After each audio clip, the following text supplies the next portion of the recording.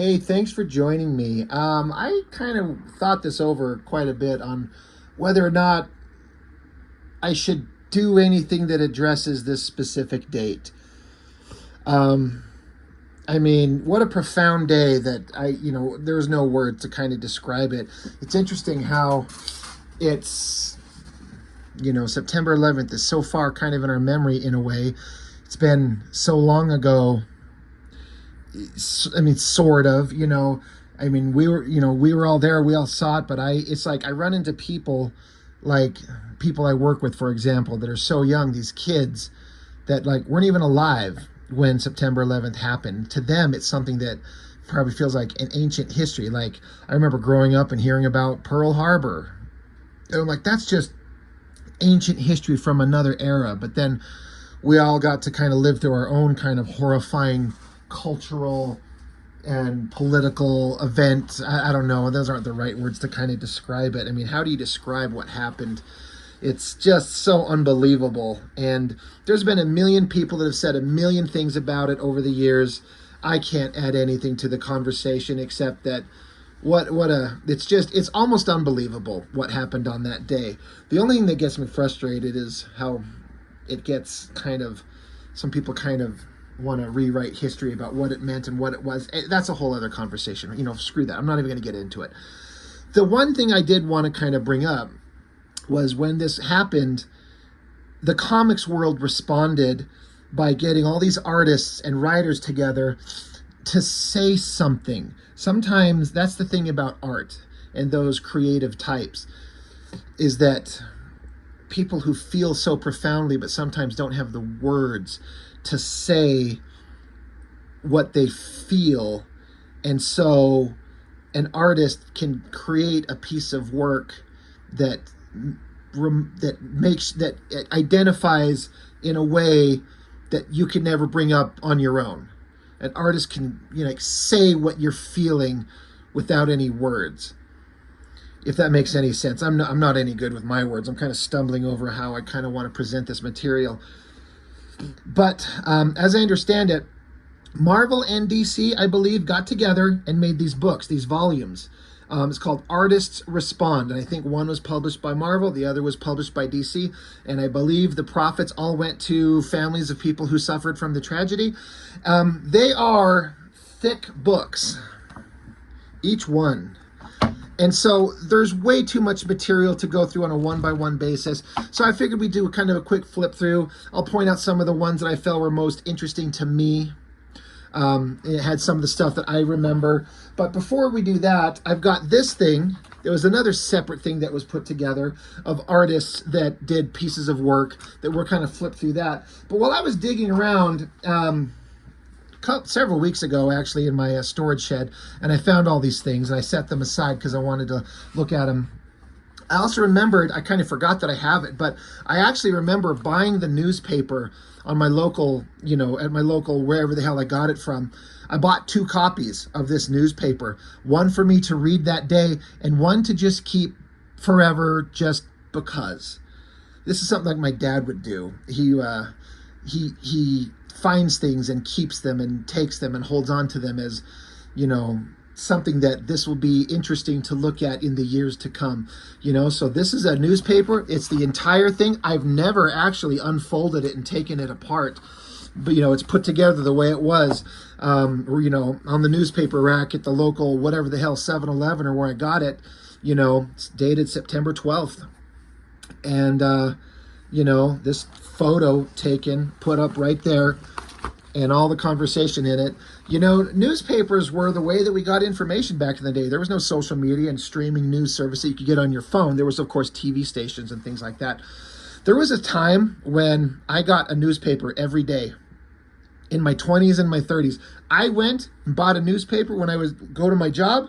For lunch, I'd get a newspaper. I'd go get my lunch, and I'd sit here and go through the entire newspaper while eating my lunch. It was one of my favorite things to do. Not this day, but it's just something that I kept, just a complete newspaper of that day from the Salt Lake Tribune here in Utah. So anyway, I just held on to it. I thought I'd just show that. Just something I kept. But we'll kind of go through these. Let me get this set up. This thing's a little bit bigger than kind of your standard comic book. Beautiful cover by Alex Ross. You know, it kind of just speaks for itself. And so there's several things in here, several artists with some text in it. Again, there's so much. I can't go through it all. So I don't mean to skip over anything in a disrespectful way, to not kind of mention this one or that one. There's so much. We're just going to kind of go through the basics of it. But Silver Surfer looking at Earth, you know, observing this the pale blue dot, right? In the vastness of the cosmos and all the crazy shit we're doing to each other on this planet. You know, there's just a big conversation that can be had there. Joe Kubert did this really great, almost painting. Looks watercolory with some other media, with the white. I think this is, I don't know, it says LF. I'm not sure who that artist is. I'm sure, I wonder if it lists these. I don't want to miss anybody. I don't know. You know, just representing the firemen. Of course, everyone who suffered that day. Shot of kids playing in their room. They got superheroes and cops and ambulances and firemen. And out the window, the horror is happening. This one, a shot of the city, the smoke flowing through the air, Captain America holding his head in his hands. That's Deodato. I gotta say, this has nothing to do. I'm gonna stop talking about the 9/11 content real quick. I remember when I used to sign my artwork, I was trying to come up with some bullshit clever thing. And then trying to come up with some interesting way to sign things, that it was just like a symbol or something bullshit like that. And then I remember reading Todd McFarlane, I believe, saying, sign your fucking name on your artwork, because you only might have a moment, just a simple single moment, where somebody passes your work and they might like it. And if you've got some fucking symbol that you don't know what that is. Now, if you know who the artist is, you recognize that symbol as their signature. Put your name on the work. I would like to know who this is, so I could go look up their work down the line if I want to. So I took that to heart. I was like, you know what? He's completely right. And I abandoned all these ridiculous ways of signing my work, and I write my name, Rob Norton, so you can know who I am. And I say that because some of these signatures, I just can't, who the fuck is it? Anyway, not sure who that is, but, you know, great drawing there. Frank Miller, he's gone into a weird stylistic kind of vibe for a long time. This is right in the sequel to the Dark Knight Returns, Dark Knight Strikes Again. This is that same art style. It's weird when you go back and look at the work he did on Daredevil and look at this stuff. You're like, did he lose his mind? But the idea of Captain America with two giant chunks taken out of his shield, but he's still standing. Nelson is the artist. You know, the firefighters raising the flag. A woman looking amidst just the epic destruction of everything that just happened. I don't see a signature on there anywhere. A couple of kids in school of differing faiths, just like Caucasian American and Middle Eastern, you know, both holding hands amidst the horror. And just kind of, you'll see a lot of the same repeating kind of themes of the artist just trying to, like, it's a lot of times just artist combined with the writer kind of giving a text, and then the artist, you know, visualizing some really great stuff. All of these are great. Richard Corbin on that one. Jurgens there. John Romita Sr., you know, a mother and a child sitting, waiting by the phone, waiting for it to ring for the husband and father. Did he survive or did he not? Just, this is one of, like, my favorites. So simple, so evocative, and it tells you everything you need to know right there. They're just waiting, just praying to God the phone rings and he's there. This is another one of those shots, the people on the plane who took it upon themselves to take the fate in their own hands. If they're going to go down, they're going to go down fighting and not let these slime balls, you know, take out anybody else. So that one, that whole story is just incredible. I like that one a lot. The Hildebrandt brothers painting there. I should know this artist. It says, with respect, Rob, Tim, and David. I'm not sure, but good artwork there. You know, paramedics running into the, you know, to save people. This really crazy painting by Kari Andrews, I believe is his name. Kari, Kaare. That's a hell of a painting. A lot of emotion, not a lot of realism at all, but emotion just smacked onto a canvas. Very interesting. Tim Bradstreet, from a photo by, enlist from a photo by someone. I'll get into Tim Bradstreet's work at some other point. I do not understand the appeal at all. He takes photos and then he just literally traces the photos, and then it seems like he takes and just re-injects the color from the photo back into the photo that he did line work over. It's not a drawing, it's photo tracing. People love him. I don't know what other kind of work he can do, and I don't mean any disrespect to this amazing photo, this amazing piece of artwork, these men, you know, that's separate from the awesomeness that they represent. But Tim Bradstreet, do not get it. J. Scott Campbell, love it. The Marvel heroes raising the hands of the, you know, the medics, the nurses, the firemen, the, you know, the police.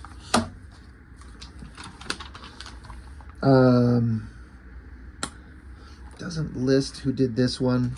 Got a Jim Lee, fireman rushing people to safety. Greg and Tim Hildebrandt. Did I get that right on that other one? Was that the Hildebrandt brothers, or did I misidentify that? I'm sorry, I did. Who the fuck is that? I completely got... Stelfreeze. I am sorry. Brian Stelfreeze. I'm sorry. I saw that signature and it kind of reminded me of the Greg and Tim Hildebrandt. That's them. That's a great painting. That is Stelfreeze. My mistake. I'm sure any of you who knew that were probably screaming at me. That's just wild. What a painting. Paul Dini, write some text there. This is a Joe Quesada picture. The entirety of it's right here, but it's like folded up. I don't know if we're supposed to take it apart and, you know, have these as posters that hang on the wall. It's a great drawing by Joe Quesada, inked by Todd McFarlane, which is very interesting. It's a great drawing. It's very well done. But yeah, right there, Quesada and McFarlane. And again, look, McFarlane saying his name. You can read it. You know who it is. There's another one. A couple of these things are folded in here. It's kind of a pain in the butt that they're kind of folded in there and we can't see the entirety of it. Great double page spread, just showing all the... I mean, look at the detail in this piece of artwork. The building, the planes flying towards it, the rescue workers. God, look at that. The more I look at it, just what an epic piece of art. But yeah, this thing by David Mack. You know, it's hard to show it when it's folded in there. There's the bottom of the Joe Quesada piece. And there's some text from Kevin Smith. It says, a hero's thoughts, no toll, no price, no loss greater than this, one of our own. No smokes, no flames, no challenge greater than this, to maintain hope. No oath, no pledge, no vow greater than this, to never give up. And then we got that beautiful painting by Alex Ross. And then Humberto Ramos does this great group shot of, again, just people rescuing, you know, other people that, you know, were suffering from this. Paintings, drawings.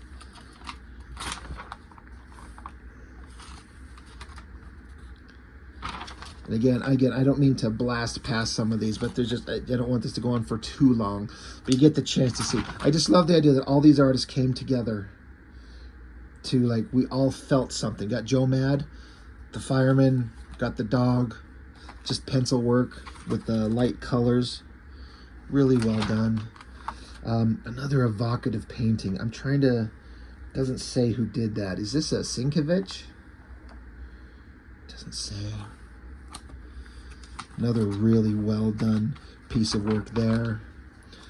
Jay Lee, Mark Bagley.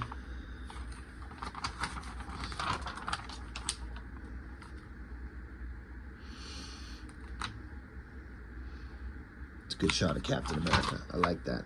John Cassidy. I had just talked about John Cassidy. He passed away September 9th. So he does that. Ashes to ashes, dust to dust, brother to brother. Yes, sir, John Cassidy. A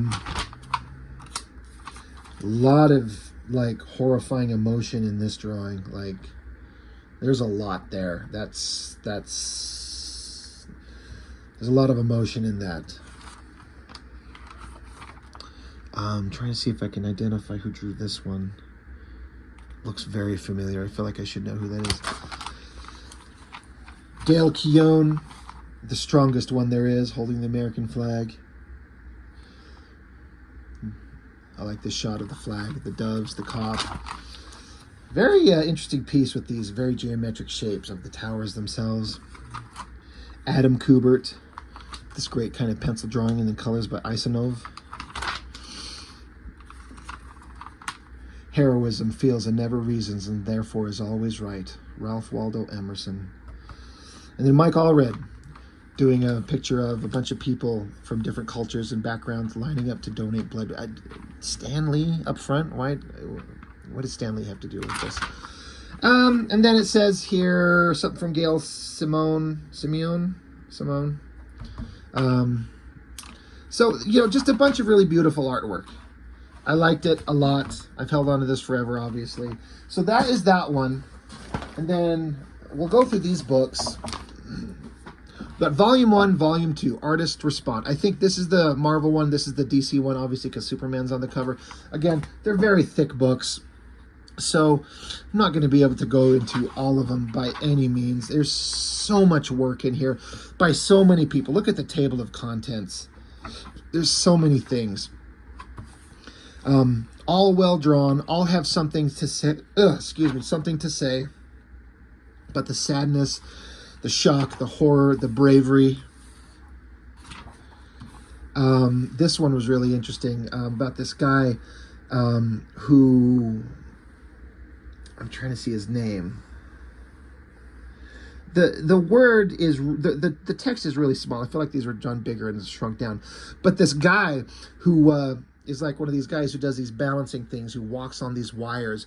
And I think there's a movie out about this fella. It came out a couple of years ago where he strung out a wire between the two towers and untethered, walked down the wire, balancing between them. And this is in the comic. This is saying this is a section of the cable shown actual thickness. So this is a representation of how thick the cable is that he's walking on between those two towers. And it's kind of explaining what he did in the 70s to sneak this, because you couldn't get approval to do this. But he gets a wire out there, sneaks across it, and ends up doing this crazy stunt. And it says here at the end, it says, in the wake of the destruction of the Twin Towers on September 11th, 2001, a now 52-year-old Philippe Petit, is his name, promises, if they are rebuilt, I will dance across them again. So that was an interesting story. Kevin Nolan drew this great black and white piece. Beautiful stuff. And again, there's some parts where there's long stories, people talking about the phone calls they made on the plane that was going to go down before they, took their fate into their own hands. This is one of the ones that really stuck with me. Scott Morse. It's just a couple, 4 pages. Says, I've been sitting on the couch watching the news for a better part of 3 weeks straight. It's sad that I can admit that I've been desensitized to violent imagery for most of my life, so I can sit and watch the news and not fall off the couch. But a couple of days after the attacks, I saw this one clip on the news. I only saw it the one time. And there's a picture of a kid in Afghanistan, and it says, I want to kill the Americans. I want to eat their skin. And it just stops the guy. Like, it goes back from the cartoony kind of representation of himself as a kid to a picture of the actual guy himself, just stopped in shock. The text says, he couldn't have been more than 10. The clip couldn't have been more than 3 seconds long. I don't remember everything about being 10 years old, even though I still act like 10 half the time. I used to have toy guns and stuff, G.I. Joes, you know. I'm pretty sure I didn't want to eat anyone, though. I was a lucky kid. My parents were cool. I got to choose my own path. I know what's right and what's wrong. I guess every kid grows up differently. It's the people we become that make the planet grow up. So that one stuck with me. That was very well put together. Again, they're all great stories. There's this one by J. Scott Campbell where there's a cartoon, like Tom and Jerry type thing going on the TV. This great shot of the kid just sitting in front of the TV watching it go on, and the mom's walking by just doing laundry, just an everyday thing, just everyday stuff happening. And then suddenly this program is interrupted to show actual cutout scenes of the actual towers exploding. And then the girl points to the TV and says, "Mommy," and then mom drops the laundry. And then the mom's sitting there just cuddling her daughter. The mom's crying and fearful. And the kid says, "When are the cartoons going to come back on?" Like, you know, the idea is like, when will the world be simple and joyful again? And maybe it never will be. This guy, he's sitting around talking with his buddies about everything that went on, and this guy's talking about, and it's spoken from the point of the actual artists themselves, not characters, but like themselves, in this case especially. He says, "What's wrong with me, you know?" He says, "I talk about how sad I am, but I can't show it. I saw thousands of people die, yet I can't seem to feel anything. What's wrong with me? Pop culture has a bastard child called news as entertainment. I'm accustomed to seeing horrible things happen to everyday people while feeling nothing." That I get. And I think if you felt this back in 2001, how do you feel these days? Our phones in our pocket are a nonstop stream of horrible shit going on, and it's all we see all day. How can we grow up well-adjusted, happy people when there's nothing but a stream of horrible shit happening all day, every day, 24 hours a day, and it never stops? You wonder why kids grow up fucked up these days, you know? He's driving down the road. It says, "I turn on the classic rock station." And it has text that says, "When the night is cloudy, there is still a light that shines on me. Shine on till tomorrow, let it be. I wake up to the sound of music. Mother Mary comes to me." And the guy, he just breaks down crying from the song, the words in the song. It says, "The tears come so hard and fast that I have to pull over. Pop culture may have had a numbing effect on my moral perception, but today pop culture was defeated by one of its own. Speaking words of wisdom, let it be. There will be an answer, let it be." So that one was another one that kind of stuck with me. How the guy's like, I didn't have any feelings in this song. The lyrics just come up, and he pulls over and bawls his eyes out. Like he just finally let it out. Really well done. Lots of great stories. Everything kind of continues on. They're all good stuff. Like I said, I know I'm just repeating myself, but I can't go over all of these. This was an interesting one, where it's like the guy's just lying in bed horrified, and he just turns and looks over, and there's his wife and his cat, and he's just got a look of peace on his face. So I took it as, shit's horrible, but my life ain't so bad because I've still got my wife, and we're still okay together. That's how I kind of took that one. Really interesting art on these. It's wordless, and there's a lot you can derive from it in interpretation and figuring out what it may actually mean and what he was trying to say. I am not smart enough to break it down and kind of explain it, except that the world, it could just drown itself if we're not careful.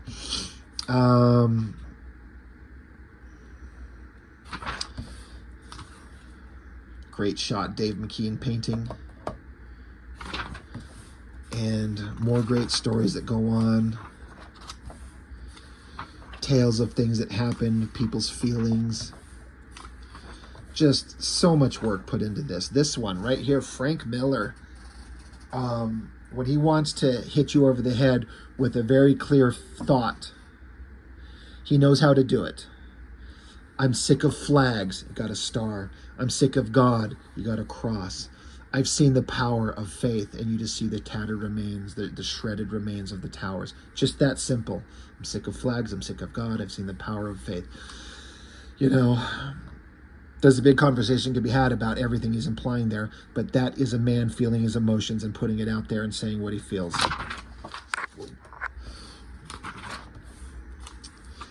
Um, Again, just kind of blasted through it to kind of get through this, finding the ones that kind of stood out to me. I like these glass towers that they're looking on here. Those are pretty impressive. Great artwork in all of these. I know I've said it, but these guys put everything into this. They made their best work that they could come up with. Fantastic stuff.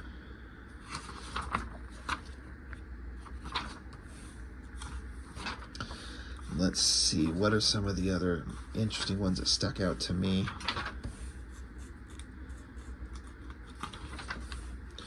You know, it seemed so complicated and difficult at the time, but considering how complicated and difficult the world is now, like today, it's like I'd go back to 2001 in an instant. Everything was so much simpler. I've heard somebody kind of jokingly say, I've seen it on social media, can we just acknowledge that the 90s were the pinnacle of human civilization, where it's like we were still a group of kids and adults that like still had to go outside and run around because we didn't have phones in our faces and social media and video games that sucked up our entire days. We still had to go outside and interact, but we had great movies, we had great cartoons, we had great novels, and we had video games that could entertain us, but we still had to get outside and go. And the 90s were like the pinnacle of human civilization. I thought of it as like, well, that's a silly joke to make. But that's not true. But the more I think about it, the more it crosses my mind. I'm like, it just may be. It just may be. And everything has just gotten worse. 70s, the great decades, 70s, 80s, 90s. What a time to grow up. I was born in 77, child of the 80s, teenager of the 90s, and now a middle-aged adult in this nightmare that we live in these days. And I just feel like things are just going to get worse and worse. We're just a month and a half away from the election. That's just it's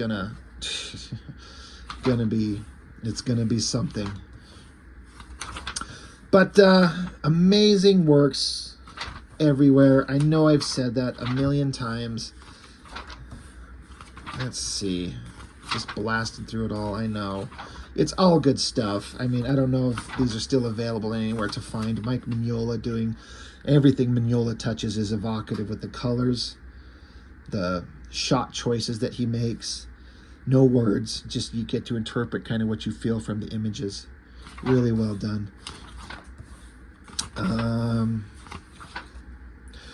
This Kelly Strom, I remember looking at this artwork and this incredible line work going on in here. Black and white, gray tones with just the black and white lines, finding values. This stopped me in my tracks flipping through this book. I was just like, oh my God, the line work that this person does. Kelly Strom, no idea who that is. Never heard the name before. Absolutely beautiful stuff. Like, just look at those pages. Unbelievable inking technique.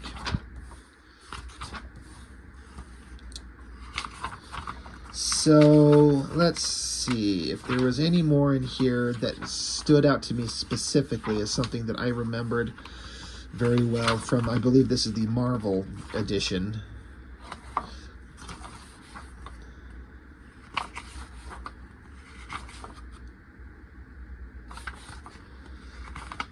don't think so. We're getting close to the end of this one.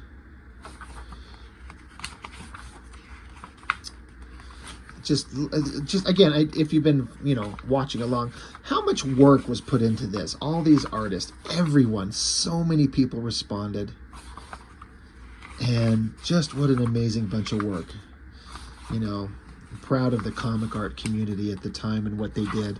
So that's the end of this book. A lot of good stuff in there. All the proceeds from the sale of this book will be donated to organizations for the benefit and relief of the victims of the attacks, their families, and affected communities. And it was a $10 book at the time. So that's that one. We'll get into volume 2 right here. I like this cover. Another Alex Ross cover. And I like the idea of Superman staring up at the heroes, the cops, the firemen, the paramedics, the construction workers, and Superman's just in awe of them. Love that. This one, I think it got some water damage if you see it. I kind of seen some better days, unfortunately. But haven't we all, right? Man, who drew this? Good Lord, is that good? Just a signature, but I can't read it. Oh my God, guys, write your name so you can read it. Anybody recognize that signature? No idea. What a beautiful piece of artwork right there. So, God, yeah, the water damage on this thing is just terrible. Yep, got soaked for sure. So, let's find, there's a couple of bits in here that were some of the ones that really stuck out with me. One in particular.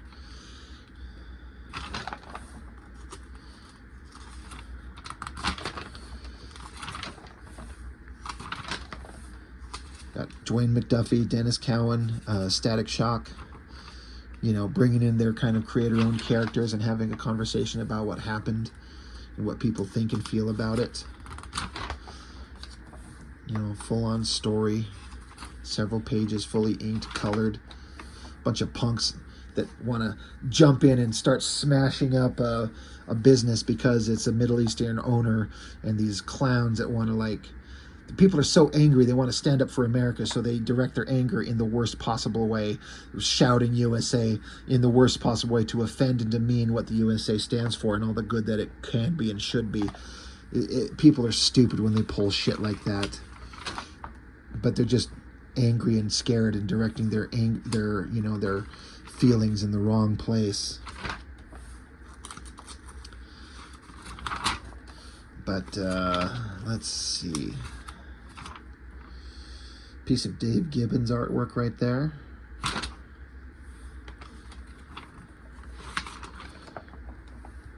Some great pinups, single shots. Klaus Janson here. Tom Mandrake there. Brian Stelfreeze there. Another shot of a woman just sitting by her phone with her hand reaching over, just waiting to hear from the significant other, which may never come. Kurt Busiek and Brent Anderson, the Astro City crew, Tale from Astro City. So the whole story here from those guys that were doing that book at the time. Never read Astro City, but I heard nothing but amazing things about it. One of these days I'll have to see if I can't get my hands on that.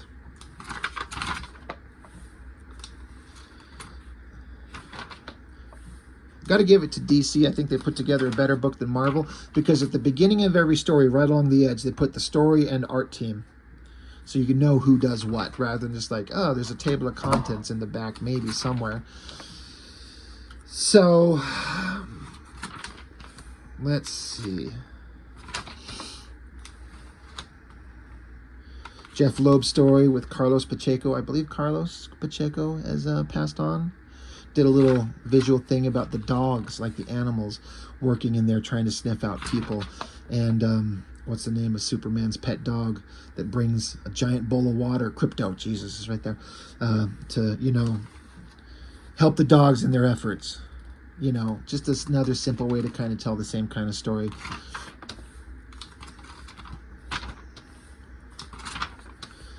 Let's see. Sergio Aragones. Art, Rick Veitch, story.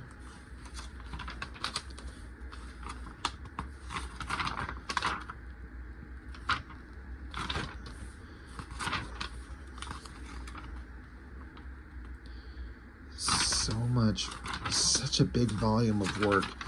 Again, I feel bad for just blowing through everything, but we'd be here for 3 hours if I tried to give everything a singular kind of focus. But just wanted to do a flip through of it, and like I said, I know I'm just repeating myself again, trying to find a couple of these bits that stuck out to me. But you can tell everyone was just putting their best foot forward. And how could you not? How could you not be inspired to create when given, you know, this opportunity? Let's say something.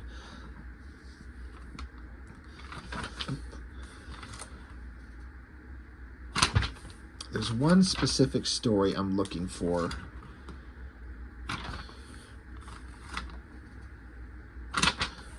This one right here. Story by Ben Raab, or Ben Raab, R-A-A-B. Not sure who that is. Art by Roger Robinson and Dennis Janke. I don't know how you say that last name. Before I get into this story, this had something that stood out to me and meant a lot towards me. These facial structures, if you would show me these on their own, I would have sworn to God this is Matt Wagner. This has to be Matt Wagner. This looks like the type of art he does in Mage. You would have not have convinced me otherwise. There's no fucking way. I know who that is. That's Matt Wagner. And it's not. It lists this other guy, Roger Robinson. No idea who it is. But the basic premise is that it's a tale of two Americans. And there's this guy, dark hair, goatee, dark glasses. Looks like he's pretty well off. Got a nice sports car. And somebody left a note in his yard saying that there's going to be a neighborhood candlelight vigil and food drive this Friday night. Everyone, donations are welcome. Like, we're all going to get together and as a community and try and do some good. So his neighbor comes along, like, can we count on you to be there on Friday? And the guy's like, this is from you? And the guy's like, yeah, it's my kid's idea. We're going to see what we can, people are doing this all over the country. Food drives, blood drives, got to support our fellow Americans, right? And this dude says, whatever. And the neighbor's like, well, what, you're not going to come? The guy's like, doubt it. He's like, well, but the whole neighborhood's going to be there. And the guy's like, good for the neighborhood. He's like, well, what kind of American are you? To sin by silence when they should make protests makes cowards of men. Volunteering is the neighborly thing to do. It's the right thing to do. And so this guy says, just because you choose to wear your patriotism on your sleeve doesn't mean everyone else should too. And then he says this quote. This has stuck with me for my entire life, and I say it to this day. I've had on occasion people like, if you had a quote that you could say that sums up who you want to be or your life or anything that just identifies you or something that you live by. I never had anything like that until I read this quote right here. This guy says, in quotations, character is doing the right thing when no one is watching. And I believe that through and through. There's no such thing as it matters what you think. There's no such thing that matters of what you say. The only thing that matters in life is what you do. And that's it. You can think what you want. You can say what you want. It doesn't matter. It's irrelevant. It doesn't mean anything. It doesn't affect anything. But what you actually do in the world is what matters. So, but especially doing the right thing when no one is watching. It's one thing to be like, oh, there's a crowd of people watching. I'm going to do this thing that's the right thing to do, but you're only doing it because people are watching. If you're by yourself and you could get away with stealing something and you choose not to because you know that's not right. That's not yours. That's not your property. You don't steal a thing, even though you could steal it and no one would know. If you choose to leave that thing that you could steal, in this metaphorical example, you choose to leave it and not touch it. It doesn't even cross your mind because you're not a thief and you're an honest, moral human being and you're doing it and you know you could get away with it. That's the true kind of test of character, is doing what's right when no one is watching. And that has been my, for a lack of a better term, motto for my entire life once I read it right here in this book in that panel right there. So he says that, still pisses off the neighbor, and this guy with the glasses takes off. So then the neighbor's like, can't believe that guy, not a patriotic bone in his body. Who the hell does he think he is? Honey, come look. And he says, and so that's the wife saying it to the neighbors. She says, honey, come look. Because they're after the food drive and everything a little bit later. The wife is saying, I think they're talking about our neighbor on the news, the guy that was in the glasses.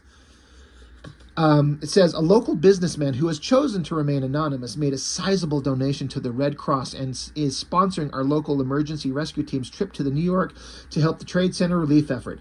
When asked why he wanted to keep his generous contribution private, the mysterious benefactor was quoted as saying, character is doing the right thing when no one is watching.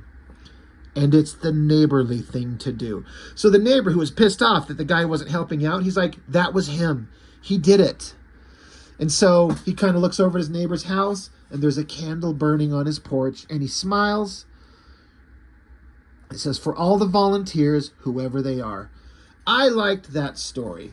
Everyone has their patriotism or their means of contributing to the world in a positive way, and they do it in their own way. It's in its own different kind of expression. And you can do what you want, how you want.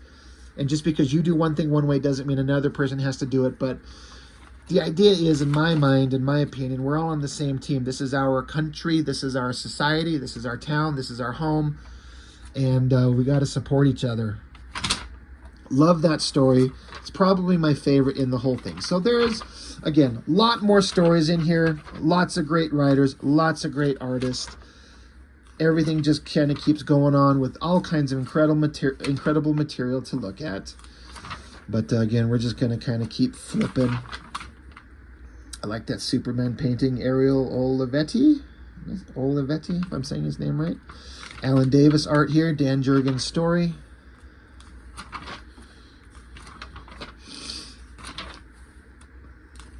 So, Paul Levitt's written story, art by Jim Lee. So there's a Jim Lee story in here. It was all right. It was good. It didn't stick with me quite as much as some of the others. But, you know, again, a worthy effort. It felt like they were really trying to say a good thing and write good things. So, we're getting close to the end here. Close-ish. What other great pieces of work in here can I point out? Neil Gaiman, story, Chris Bachalo, art. Can never mistake Chris Bachalo's work anywhere. I believe at the end of this, there's actually something written by Alan Moore, and it went on for quite a long time. Quite a long time, meaning it was a lot more wordy than I thought it would be, and it was really good. I think there was a couple of passages from there I thought were really interesting. I wanted to look at, unless it was in something else.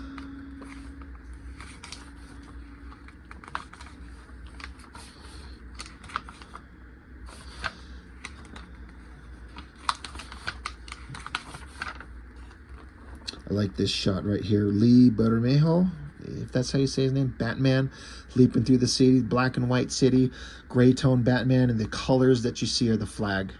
Love it. Love that right there. Story and art, Joe Kubert. Always going to be great art.